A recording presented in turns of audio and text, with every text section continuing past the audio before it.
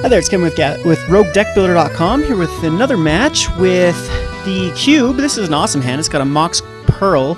We have a first turn Voice of Resurgence. I'm definitely cool with that. Yeah, definitely first turn Voice of Resurgence. Knew we'd not like the mulligan. And if this was a Plains, we could have gone a first turn Soldier of the Pantheon slash Student Warfare slash Figure of Destiny. But it is what it is. Still a fast draw though. We can accelerate pretty quickly. So we'll Mox Pearl. And throw out the forest.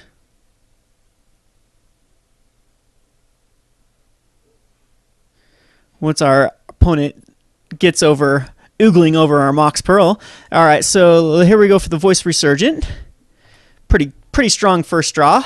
Definitely need to hit into another land, and then we can Blade Splicer. Going up another green deck, didn't see a lot of green. We saw some of the higher casting cost green instances and sorceries going around, but most of the creatures I snagged up, unless this was going to my left and I didn't get to see them in pack numbers 1 and 3. Now, Black Lotus. All right. This cube is something else. Maybe I didn't go powerful enough to combination here, because yeah, a turn 2 Garruk Wild Spink. Yeah, okay. That is something. So if I draw into my Swords of Plowshare, I can kill that guy. If not, he might just get out of control and start overwhelming me with 3/3s. So I do get the Blade Splicer here. That at least will allow me to have a first striker for the beast. But we do need to find an answer for all of these beasts. The good news is if I get my pod out, then I can start progressing my board into bigger drops, and eventually Elish Norn can hit the board and basically make these beasts into 1/1s. So that's the game plan. So let's pray for the pod. And I mean, he could still untap 2 lands. And wow, this guy, he can just go nuts with mana here. But I mean, he's got to put something. Yep, okay. And that's what I thought he was going to do. So he's going to be able to tap for a total of 5. And I thought my acceleration was good. For an acidic slime, probably killing off my Golem token. Yeah, that's what I thought was going to happen. And then he's going to attack in with his beast.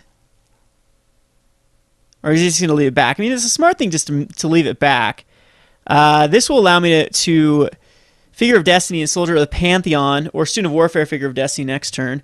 And hopefully those can get pretty big. And I just don't get blown out. Oh, getting closer to the Revel Arc. So I'm just going to go, yep, Student of Warfare. I'm going to put them all out.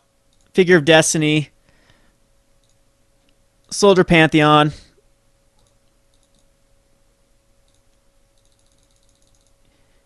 And next turn, whatever we draw into, we can cast.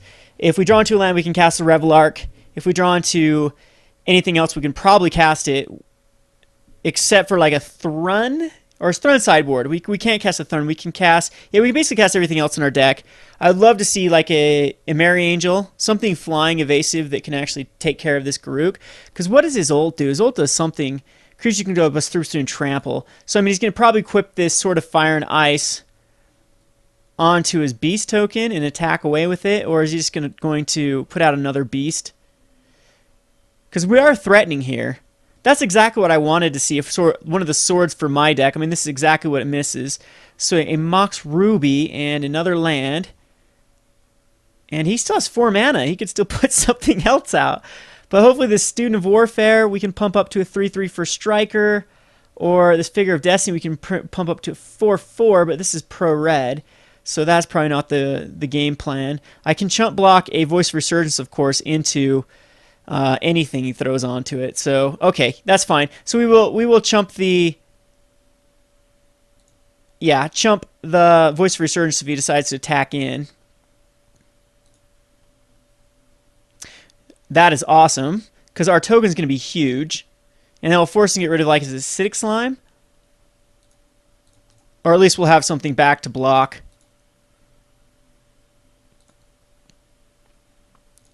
Yep, a 5/5. Not bad.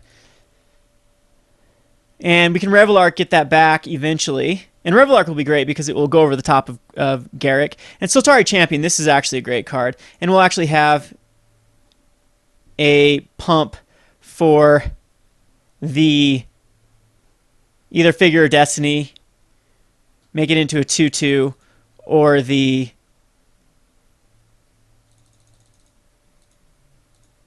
Student of Warfare.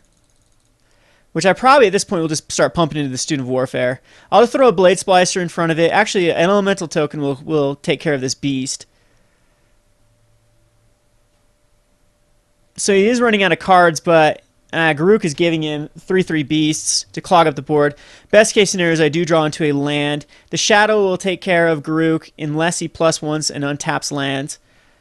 He can basically cast anything in his deck at this point. That's 2, 3, 4, 5, 6, 7, I'm sure. And yeah, he could cast both of his cards, I imagine. But the champion should be able to take care of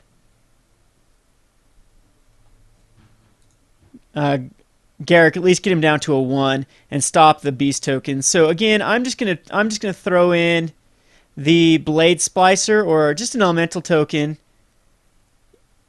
Yeah, I'm going to chuck this elemental token in the way, even though he's just going to equip it. That's going to force him to spend his mana on another guy.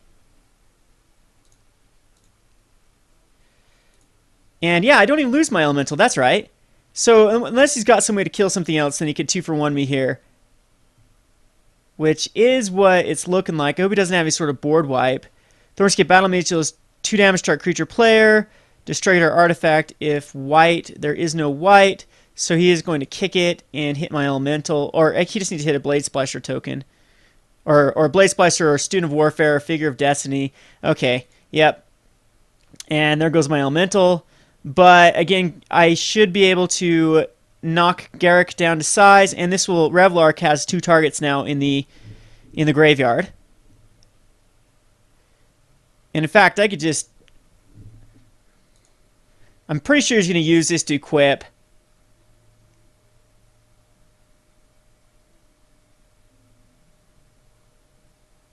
Probably his beast token. So I'm going to move my dude up to a 2/2. My Figure of Destiny. So he puts on his Thornscape Battle Mage. That's interesting. Cloud Goat. Just a little bit off here. We are going to attack in with... I could attack in with everything and kill the Garrick. Still couldn't kill it. It is going to be Sultari Champion attacking in to Garrick to at least make him stop pumping out creatures.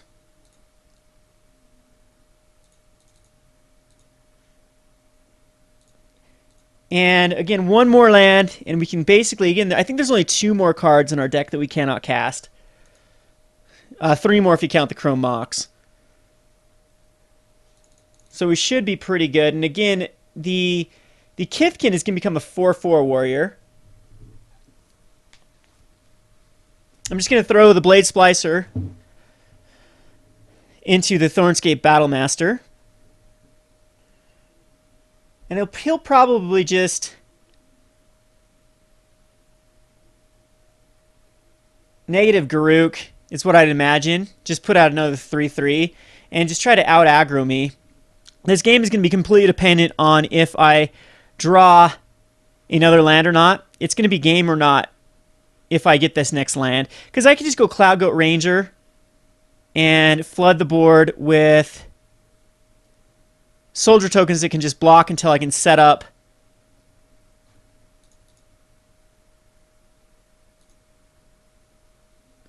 Yep. So Blade Splicer is going to be thrown underneath the bus.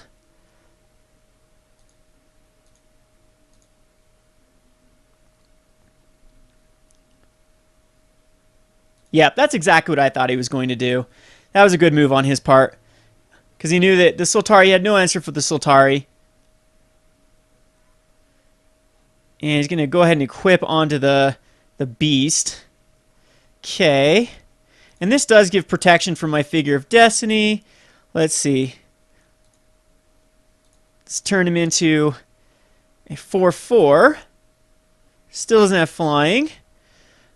And come on, land. Here we go with the land. There we go. So I think what I'm going to do here is throw out... Yeah, the Revelark I still think is the right play. That way when it dies, I get back a Voice of Resurgence and a Blade Splicer. And I've got attackers or blockers for a long time to keep me from that Sword of Fire and Ice getting any sort of card advantage. And I mean, he could still draw into like an upheaval or some sort of thing, that a one-sided board bounce. I think that I did see some of those going around. And if that's the case, I could be in a world of hurt. But if not, I mean, he can't really tack in. If he tacks in with the Beast token, I might just put... Yeah, I'll do Revelark and Silver Pantheon on the Beast.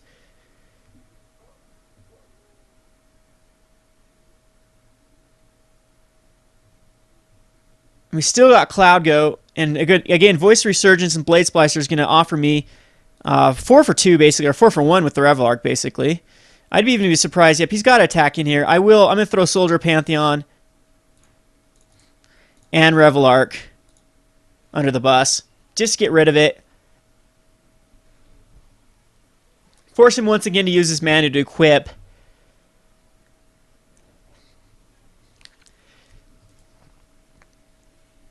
And eventually I'm thinking I can outcard advantage him once I hit my like Sun Titan and Pod, Birthing Pod. So Voice of Resurgence, Blade Splicer.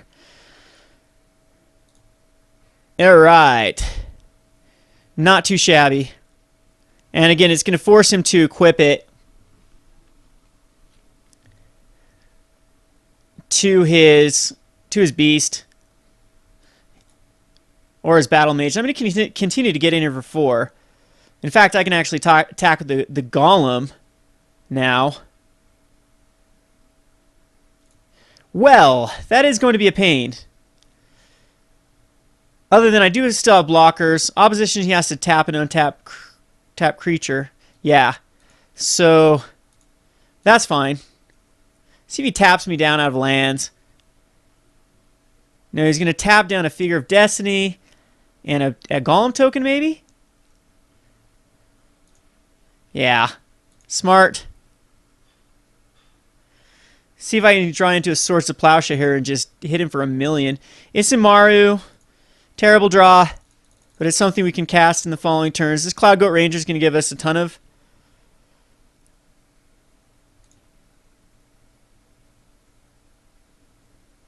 dudes. So... Okay, yeah, and that's going to give us some more evasion. He's going to have to tap that guy down. And again, we're just going to continue to ping him down for 2 per turn.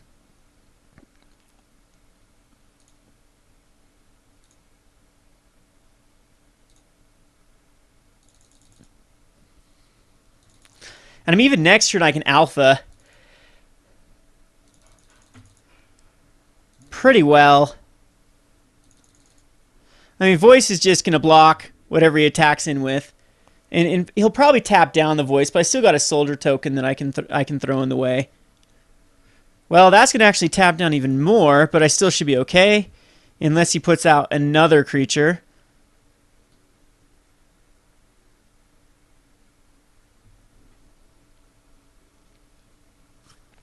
Going to be a very long, grindy match. He's already down to 13 minutes.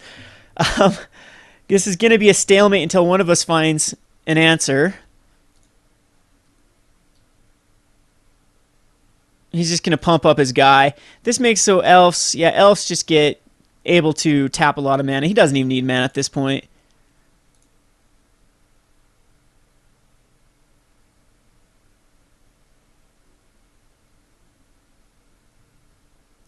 I can't see him attacking in here. Yeah, definitely can't see that.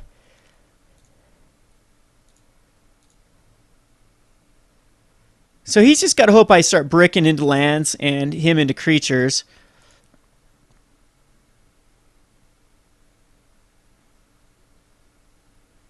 And he's got to go for the Sultari Champion, I would think. Because he's got to tap down this Cloud Goat Ranger as well. Yep. So can I just plain win here is the thing. Because I think the Thornscape just taps down Sultari Champion. I think I just attack in with everything. But then he... Maybe not, because that's 2, 4, 6, 8, 10. I can do 10 damage. I don't think it's worth it. So we'll play this land here. We'll play this Yumaru. And we are... See if he taps it down now. He should, if he's smart. Nope. Oh, yeah, he can't tap it. Well, yeah, he should have tapped it down. So I'll get in here for 2 again. And I've just got too many tokens here. He's down to 14.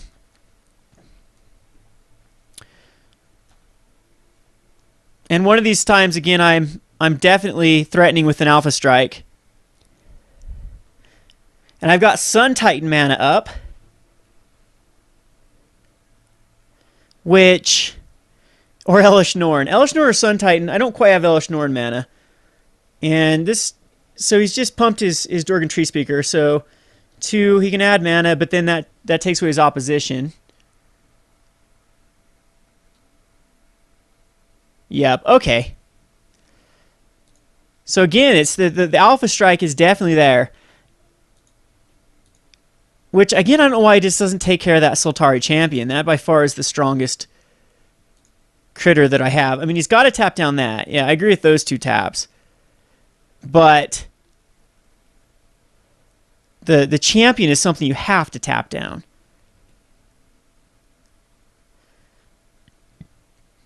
Not the Golem token. There we go. He gets smart this time. There's a Kitchen Finks. Still another creature. Again, we're still threatening down that Alpha Strike. But, I mean, he is progressing his...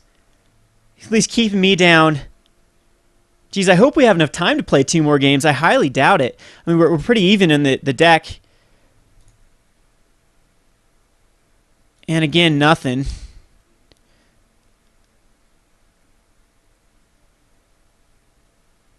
So he equips it onto the Beast instead. That's fine.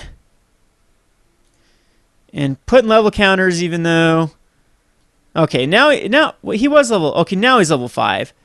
Thought he was already level 5. See, again, Elish Norn, Sun Titan. 1, 2, 3, 4, 5, 6...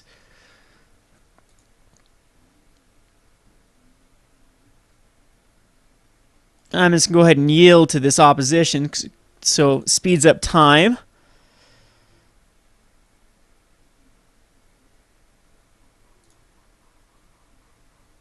And there's Senior Tragtusk, which is going to be great because he's finally another 5 power that he's got to deal with. And 27 life. And a potential token.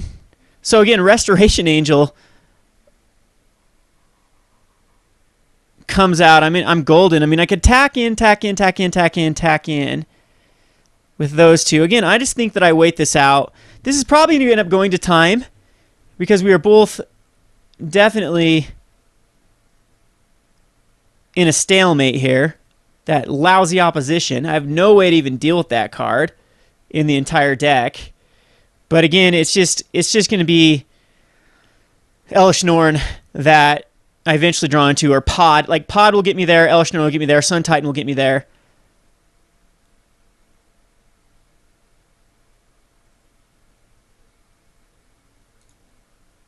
And any other, just continue to keep drawing creatures will get me there.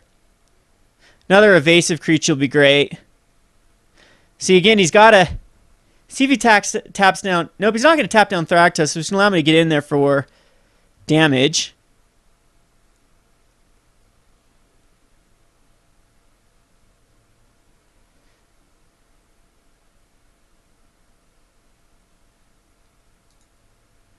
And there's a Merry Angel. That's going to be great too because it's another evasive flyer. So going to just attack in here with... I'm going to do Voice Resurgence, Thractus, and Kitchen Finks probably. We'll see. We'll see what ends up happening if he ends up... Oh, he taps it down, so I'm just going to attack in with Kitchen Finks.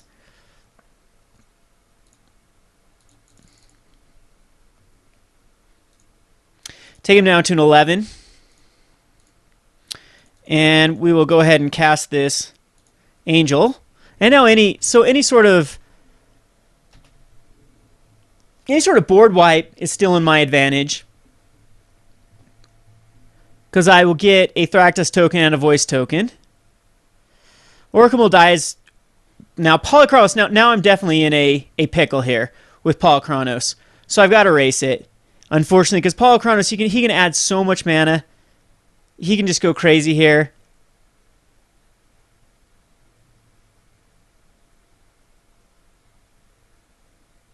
And a Geist to St. Traff. So I actually might end up losing this one, as Polychronos is going to give him way too much advantage. Because he can cast Polychronos in 1, 2, 3, 4, 5, 6, 7, 8, 9, 10, 11. Jeez, yeah. So something big here like an Elesh Norn? Or just a Plains? Yikes. So I can do 1, 2, 3, 4, 5, 6, 7, 8, 9, 10, 11. I can just do 11 here. All right, so we'll do that. So declare everything. Right? 1, 2, 3, 4, 5, 6, 7, 8, 9, 10, 11. All right, so it's 11 perfect. He could have just... No, he couldn't have waited it out. Yep, that's going to be just perfect damage by the skin of our teeth. And yeah, Birthing Pod was 2 down. I don't know if that would have helped us because Polychronos would have been out of control. All right, so... Okay, so let's see. Anything that we want... Whipcorder actually seems like it'd be good against his deck. Moran Crusader is awesome, but I don't think anything else... I mean, Thrun would be good against that particular card. Cursed Scroll actually seems really powerful. He's got a lot of 2-drops. And if I can machine gun him down with Cursed Scroll... But the thing is, and then my deck actually does get rid of cards quite quickly. And so I'm just going to sacrifice... No, I still want the ramp. I'm going to sacrifice, though, like an Isumaru or probably even better, just a Soldier of the Pantheon, and put in this Cursed Scroll, and we'll go from there. I don't think there's anything else that I really want to add in this deck. I think it's working fine. We'll submit this, and our opponent has to play incredibly fast. He's down to 9 minutes after game 1, and in an opposition-type deck, against a deck that he has to control. I believe that I'm the more aggro deck, even that Black Lotus I'm going to keep this because of Restoration Angel is just so powerful. And again, this is a lot of lands.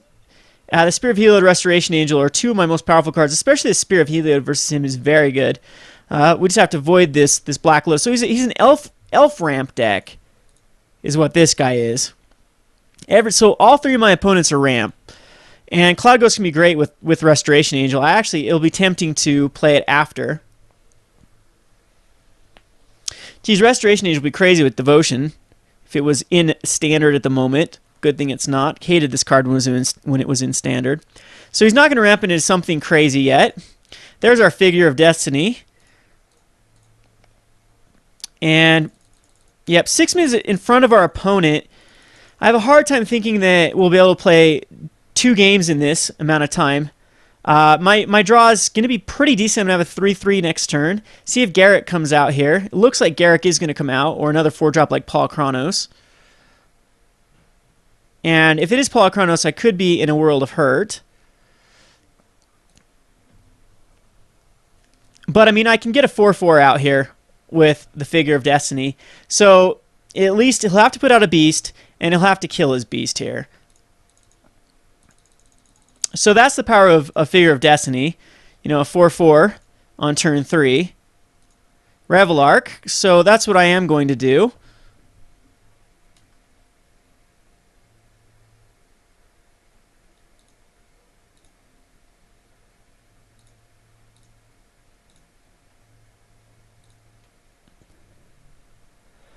And if he doesn't want to make the trade, of course, so he's got to make the trade here.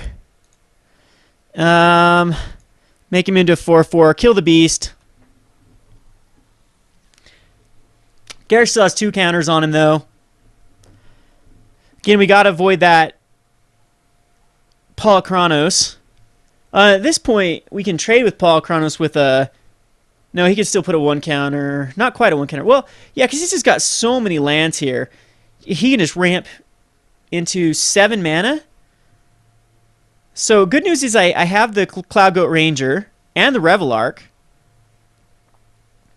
And Genesis. Genesis is pretty good. But again, he's got to choose. Yeah, he definitely has to choose between a Birds of Paradise now. Or if he just wants to kill the Genesis. I could actually just Swords to Plowshare the Genesis, and that'll force him to use... I think that is the right play. So we're going to go ahead. I'm going to go ahead and Swords to Plowshare. Maybe I keep the Swords to Plowshare. No, this is something I definitely want gone, exiled out of here. So we're gonna get rid of this Genesis, and I'm going to go ahead and throw out a Spear. And he's going to have to, of course, throw his bird underneath the bus. So that was an amazing draw with the Swords of Plowshare. Sometimes we draw what we get, and this has been good because we've actually not drawn any lands, and with our 5-land keep. And we have a very aggressive, even Polychronos here isn't too scary, especially the Spear. He can't end up dealing damage to me before I end up killing it. I mean, Spear is just great and limited. It's not a bad card whatsoever. I mean, I could actually see this card potentially seeing modern play in Soul Sisters, maybe over the Honor of the Pure, just because it gives you some little bit of protection against some of the decks that give Soul Sisters a bit of problem, like Wormcoil Engines. Even though all you need to really do is just is go for a Karn.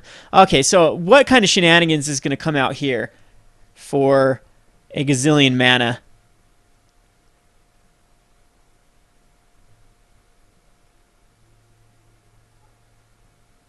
He's going to Genesis Wave here? Or Green Sun Zenith? I know both of those. Black Lotus. Okay, well, he's definitely going all in here. Probably a Genesis Wave. 10 mana, 11 mana Genesis Wave. That will be brutal if that's what it is. But Genesis Wave, yep. Looks to be appear. That's, I know it was going around.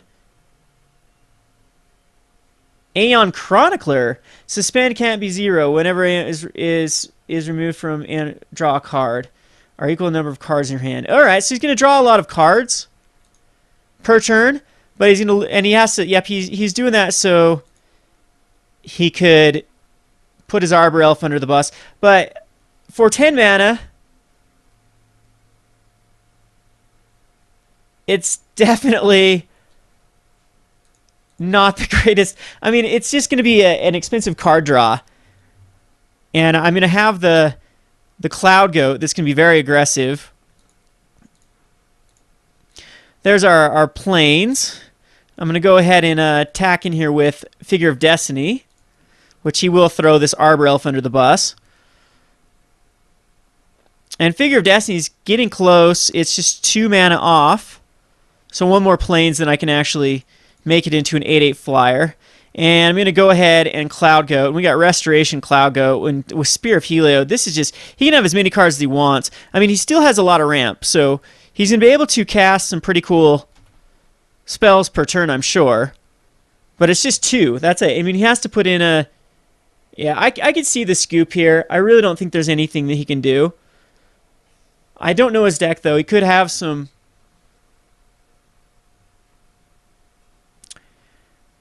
pretty mean cards. I think there was some other blue fatties going around, but I didn't get to see many of the green fatties. I did see a lot of like the... he does look like he was to the left of me, though. Probably first picked the Black Lotus, of course. Let's see. So he was able to kill off Dismember the Figure of Destiny, but that's actually horrible because I'm allowed to get that back with Revelark. And yeah, Garruk's dead here.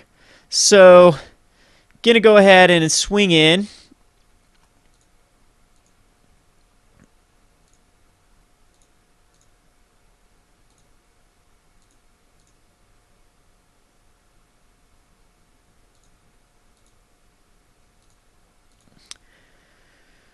with... Well, here I'm going to put him in some... Let's see, how do I want to do this? Okay, I'm going to make him block there.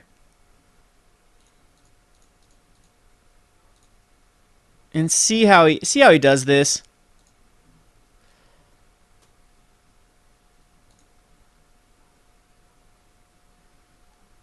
Yeah, that was a terrible block because he could have just killed one of them that did the damage. And we can throw out an Isimaru. And then we have got the Restoration Angel up for the Cloud Goat, which should get the concession, as that's going to be a ton of power on board. It's going to add 2 more Kithkin soldiers.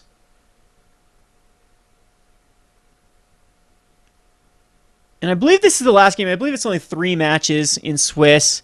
But it's been a fun little cube. Again, my deck hasn't been the most exciting, but it worked. It definitely can punish these slower decks. Can't save that Spirit Helio. That's okay.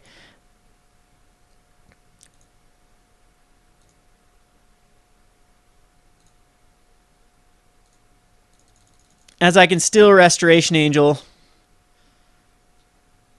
on the Cloud Goat.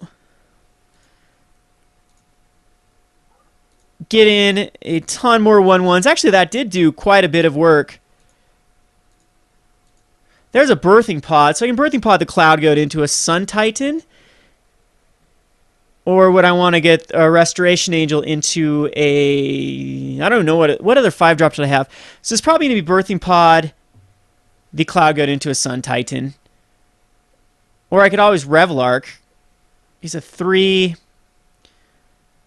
I believe we just swing in. He'll block there.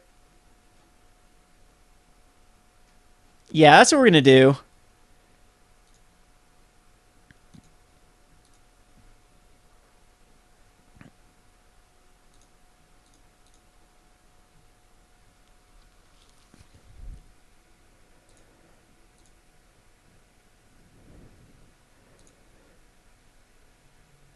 Yep, so Cloud Goat.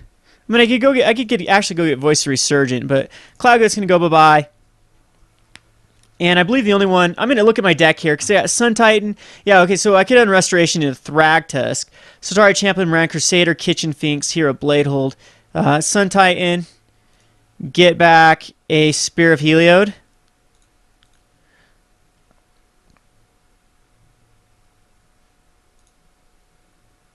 And then we can swing in with everything. So he's got to lose his Acidic Slime here.